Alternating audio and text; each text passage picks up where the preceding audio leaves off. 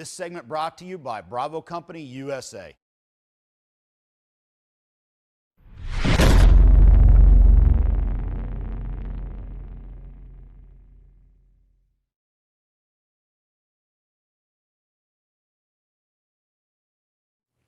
All right, gang, so I'm going to fast forward you here to the next scene I want to talk about.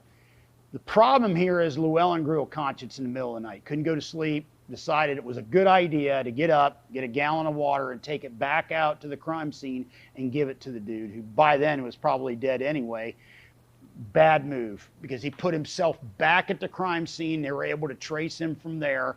Really bad move.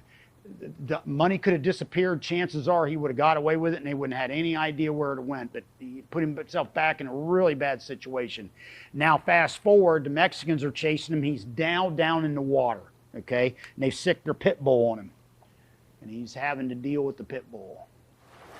Now he's floating down the river. Keep in mind, the Mexicans just shot at him with a shotgun when he was in the water. If he's on the surface, I could see him getting hit by the pellets and injuring him. But if he's under the water in any way, shape, or form, that the shotgun pellets are not going to have enough to penetrate to really injure him. So that's a little bit of a misnomer, where the pellets are ammunition. Now let's talk about this. So he has the 1911 here, and he decides that he needs to blow the water out of the bore before he can, rack around the chamber and shoot the dog. Here's what I say about this. Completely wrong. First off, he wouldn't have to worry about it. He could have brought the gun right out of the water and shot the pistol. No issues at all. However, putting yourself in the mindset of Llewellyn, probably doesn't have a lot of time with handguns, Vietnam vet, very common misconception about water in the barrel and blowing the gun up. So it's not out of the realm of possibility. He's looking at it from the point of view is, I got to do the best I can to get as much of the water out of the barrel as possible because the gun might blow up. I can tell you from personal knowledge, not the case. Him coming out of the river like that, all he had to do is rack around the chamber. He could have shot the gun with no problem, but it's not unrealistic that he might have thought that. All right, so here we go. So he's going to get it. Comes the pit bull, kicks the round out of the chamber. He obviously had to hammer down on a round, and now he shoots the dog. All right, I have a soft spot for pit bulls. They're actually big baby dolls. And I have one, so that kind of touching to me. All right, now he's picking out some of the pellets and whatnot out of his shoulder area. Now he gets back into town. We're going to go ahead and fast forward to the next spot. Okay, now we fast forwarded here to the next scene I want to talk about. Anton Chigurh linked up with the two managerials. All right, and he's going down to the crime scene. Now, the theory is, why did he shoot these two guys? Well, I read online that, and probably makes the most sense, is they asked him to ride bitch. You know anything about this guy, that would probably sign their death warrant right there.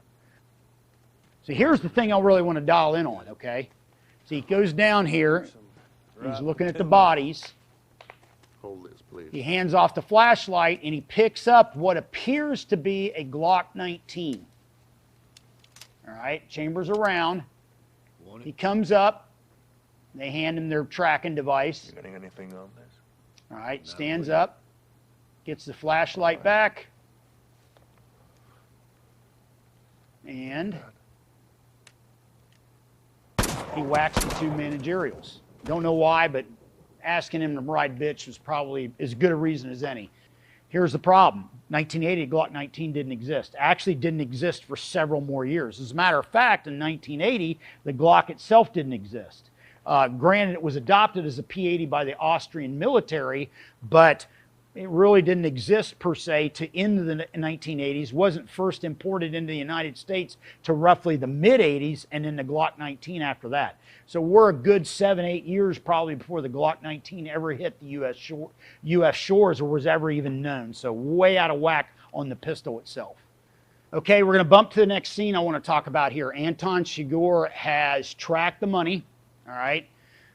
Tracked it into this hotel, has now identified exactly which hotel room it's in. So he gets a room in the hotel, and he is going to make sure his room is set up the same as the room that the money's in. All right, so the door opens the same way, it's laid out the same and all that jazz. He sets that up, he's going to do a little rehearsal here. Very well done. Excellent. Kind of makes you wonder if the guy doesn't have a little bit of military experience. Opens the door, turns on the light, just to see the lay of the room, sees the lay of the bed, sees the lay of the bathroom. Now he's going to open it again, flip the light on.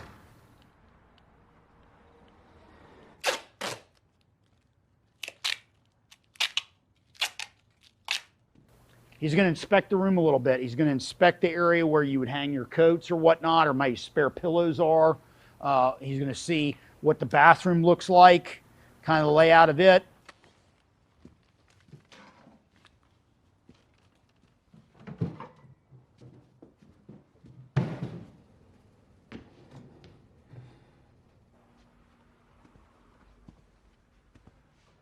Why is he flipping the light on? He wants to get a feel for how far he has to reach over. When he opens the door, how far he has to reach over. He's also getting the feel for the structural integrity of the linen closet. Very well done. Excellent detail, excellent points here, because he's preparing his plan for him assaulting the room that he knows the money's in. All right? So as to be quieter, walking down in front of the rooms, he takes off his boots, so he's going to be walking in his socks. Gets out his infamous shotgun, the suppressed shotgun. This is one of the first times we've seen it. You need to understand something. I handled this shotgun. If you watch one of my other videos, I went to ISS out in LA and I was able to handle the shotgun. Suppressor on it's fairly heavy, by the way. It's an 1187. It's a Remington semi-automatic shotgun. Was introduced in 1987, hence 1187. All right, so it's several years ahead of when the 1187 was introduced. So he's going down to the room here. Llewellyn is doing his best to get his money. He's stored in the ventilation system. All right. Goes down here. You got to remember at this time, not sure who's in the room. He needs to be sure that he's ready to engage whoever's in the room.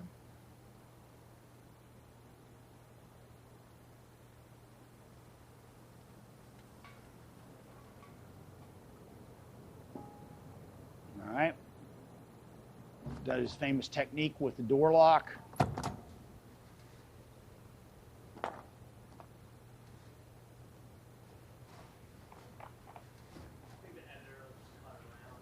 Yeah. Sounds good.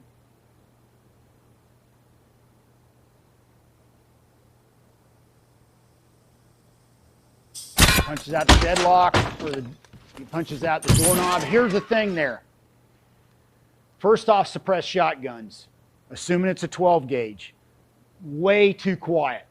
All right, when you look at the size of the suppressor in the shotgun, it wouldn't be anywhere near this quiet. Also, got a significant amount of muzzle flash. Now, it's not uncommon for a little bit of muzzle flash to come out of a suppressor initially as it burns the oxygen that's in the suppressor. However, that being said, this had an extraordinary amount of muzzle flash.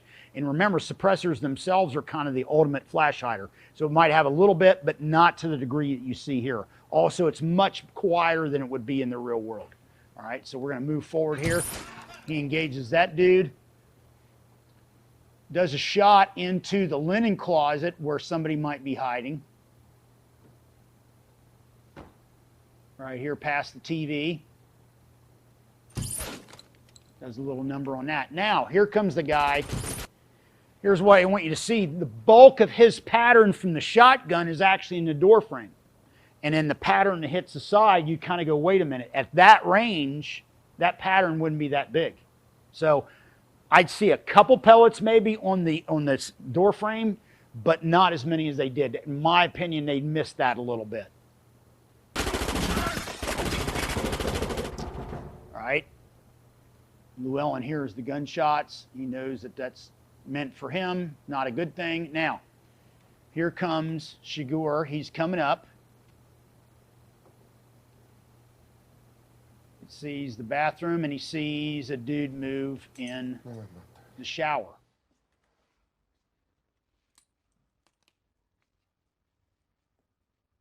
How'd you find that? Okay, now, here's something interesting. Pulls the shower curtain over. And he did that now to keep blood spraying on himself. But here's the thing problem I have with it. He puts his muzzle into the shower curtain. There's more than enough pregnant pause for the guy in the shower to either deflect the weapon away or to move to the side. There was more than enough time for that to happen. So Shigure should have closed it and immediately pulled the trigger. All right. All right, we're going to fast forward to the next scene where Llewellyn's in the hotel, where he told the guy at the front desk, hey, if you have anybody come in after me, give me a call. All right, he's up in the hotel room. All right, now, here's the problem with this. He heard the suppressed gunshot. He tried to ring the guy at the desk. The phone kept ringing, so he knows that guy's out of action. He squares himself up on the bed directly in front of his door. All right, bad call. Remember, you're in a room, you want to use the angles to your advantage. What he should have done was, okay, this guy is going to break into this room in some form or fashion. I'm going to get over in the corner. I'm going to have a 90-degree angle on this guy. I'm going to hit him from his blind spot in the corner. The other thing, you know what? He knows this guy standing in front of his door is probably not there to collect for the Salvation Army, so maybe he should have shot through the door at this time. Just saying. All right. Shigure does a good idea. He realizes he's backlit. He goes down and kills the light. All right. Once again, I want to go back to Llewellyn should have went in the corner and waited for this guy to come in, and that way he had an angle on him from the corner. Squaring up right in front of the door, right in front, sitting on the bed was a bad call. All right. Now, he gets hit by the lug. He fires back. Now he's going to diddy mow out the window. Took the bag of money with him. Got injured. Apparently got shot as he was going out the window, because that lock hitting him wouldn't have done that much damage. Now Shigure is shooting at him as he runs away down the alley. Here Llewellyn Moss is going to come out and stop the truck. He jumps in. Don't worry, it ain't gonna hurt you. Need to drive me on out of here. And Shigure starts doing some work. Now, interestingly enough, when you look at where he's at, he obviously had to cover some ground from the hotel to get across the street where he's at to engage. All right, to engage Moss. Now, Moss comes around the corner, still taking rounds, and ends up T-boning a car. Does a smart thing here now. He bails, and he's going to go across the street and try to get in a position where he can get a drop on Shigure.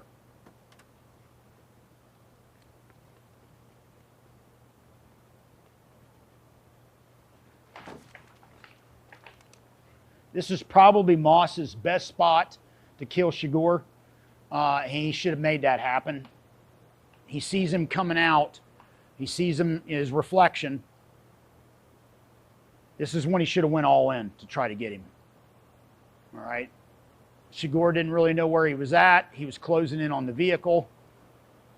Has a suppressed Tech 9, which, once again, 1980, Tech 9 really didn't exist. All right, so we have yet another weapon that was not accurate for the 1980 time frame. This is where, right here, when he was distracted, is when Moss should have went all in to kill Shigure.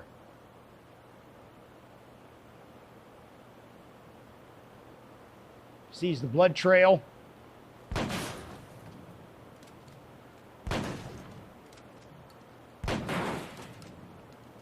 Now,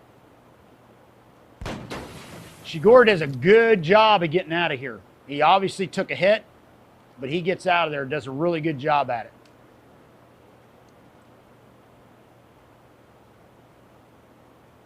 All right. He sees the blood trail take off, and Shigure is gone. Okay, now the next scene we're going to talk about, Shigure is back at the hotel.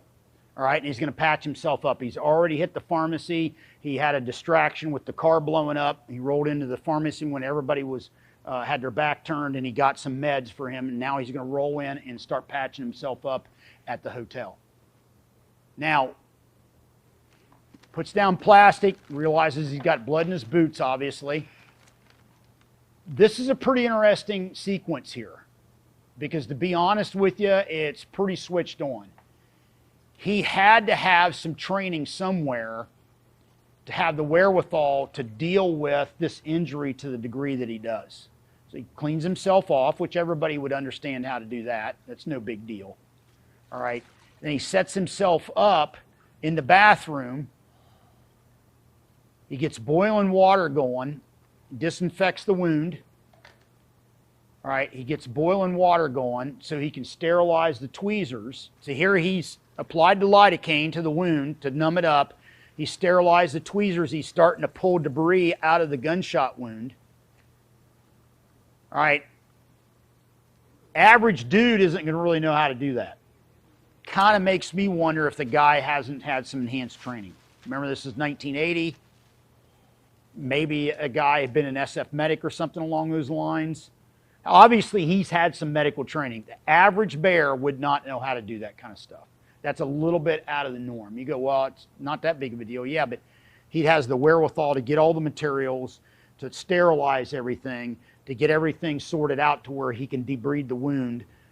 Actually pretty switched on. Overall, really good movie, one of my favorites. It's one of those, the more you watch it, the more you kind of peel into different things. And this particular character with Anton Chigurh, pretty interesting. There's a lot of theories online because there's a lot of stuff that isn't said that you have to theorize and connect your own dots. Like, number one, why was he arrested at the beginning of the movie and brought into the police station in handcuffs? What's that all about? Theory is, he did that on purpose to challenge himself to see if he would be able to break out of the handcuffs. If he purposely put himself in that situation to be arrested to see if he could get himself out of it. That was a theory that I saw online that was floated, because it kind of makes sense with this character, the way this guy's maneuvering in and around, and he's the gray man, even though he doesn't look like the gray man at all. How did he get arrested in the first place? Also, he gets injured a couple times. Moss had the chance to kill him. He injured him, but he got away. That may have been a little wake-up call, especially at the end of the movie where he gets T-boned and ends up with a compound fracture in his arm. The theory is that's occasionally a wake-up call, that karma can even hit this guy and give him a little bit of a wake-up call. Even though he is death personified, occasionally karma has your number and it's going to give you a little bit of a wake-up call. Overall, great movie, one of my favorites. I kind of wanted to do the movie to bring out a few things from a tactics point of view that didn't necessarily pass muster, and some stuff from a tactics point of view that did, and also to highlight the fact that most of the guns in the movie are not period correct. All right? In the Coen brothers' defense, if they would have used 1980 period correct guns, in many cases they would have been pretty boring. Hope you enjoyed it. Larry at the Movies, No Country for Old Men. Let us know what you think about this in the comments, and let us know what other movies you want us to do. Have a good one. We'll see you next time. LAV out.